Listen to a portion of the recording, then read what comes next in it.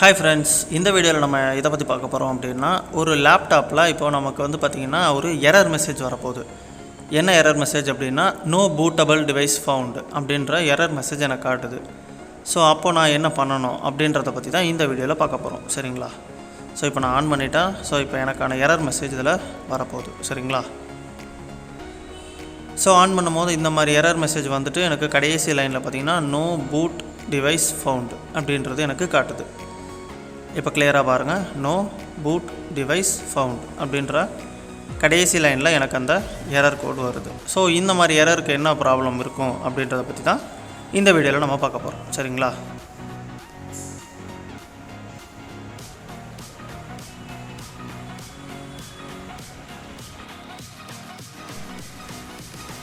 So mostly பார்த்திங்கன்னா நமக்கு இந்த மாதிரியான எரர் கோடு எதனால் வரும் அப்படின்னா, ஹார்ட் டிஸ்க் கம்ப்ளைண்ட்னால் மட்டும்தான் நமக்கு இந்த எரர் வரும். ஸோ அதனால் நம்ம என்ன பண்ணுறோம், இப்போது இந்த ஹார்ட் டிஸ்க்கை எடுத்துகிட்டு ரீஃபிக்ஸ் பண்ண போகிறோம். சரிங்களா?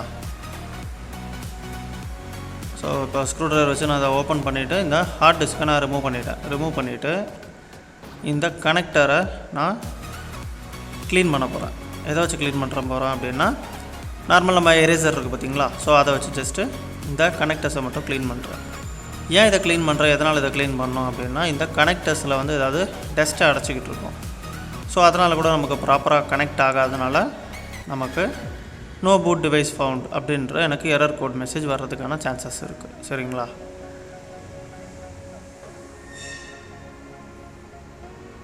ஸோ ப்ராப்பராக இந்த மாதிரி டஸ்ட்டை நான் க்ளீன் பண்ணிட்டேன்.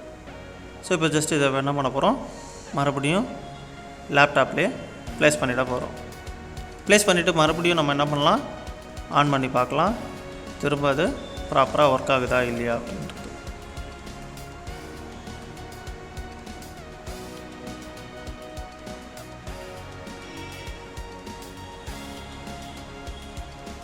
ஸோ மறுபடியும் நான் லேப்டாப்பை ஆன் பண்ணுறேன்.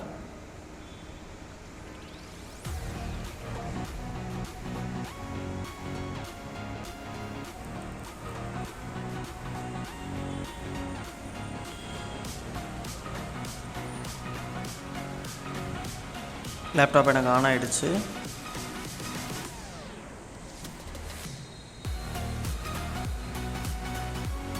பட் எனக்கு சேம் பார்த்திங்கன்னா மறுபடியும் அதே எரர் எனக்கு வர ஆரம்பிச்சிருச்சு. ஸோ நோ பூட்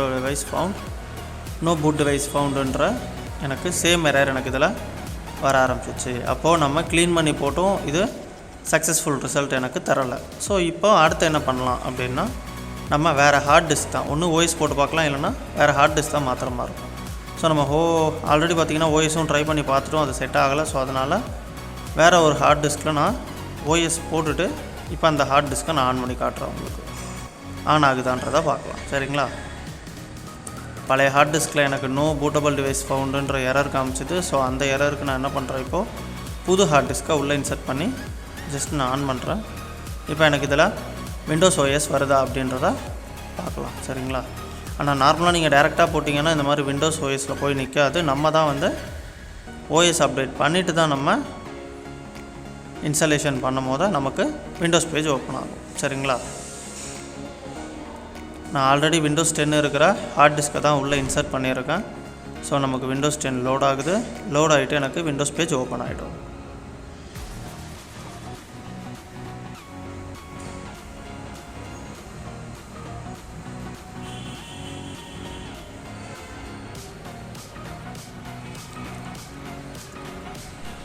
ஸோ இப்போ எனக்கு விண்டோஸ் பேஜ் வந்து எனக்கு ஓப்பன் ஆக ஆரம்பிச்சிருச்சு. சரிங்களா?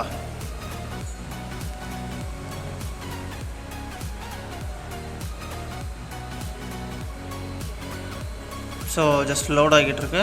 லோட் ஆனோன்னா எனக்கு விண்டோஸோட ஹோம் ஸ்க்ரீன் எனக்கு ஓப்பன் ஆகிடும். ஓகேங்களா? ஸோ இந்த மாதிரி தான் ஒரு ஃபால்ட்டை நம்ம ஐடென்டிஃபை பண்ணி ரெக்டிஃபை பண்ணணும் இந்த லேப்டாப் பொறுத்த வரைக்கும். சரிங்களா? ஓகே, வந்துடுச்சு. இவ்வளோ தான். ஸோ விண்டோஸ் எனக்கு ஓப்பன் ஆகிடுச்சு. ஓகேங்களா? ஸோ இவ்வளோ தான். So thank you friends. இதான் பழைய ஹார்ட் டிஸ்க்.